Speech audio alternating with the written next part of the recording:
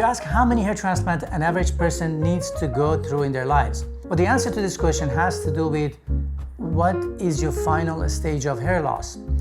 If you are 25-year-old and coming to my office, I do two things. I ask you, what's your family pattern of hair loss? Like, who was like you at your age?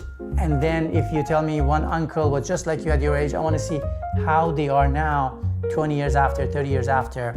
That shows your genetic pattern. And also I do microscopic evaluation that shows me which areas are prone to hair loss, in which areas you have active hair loss.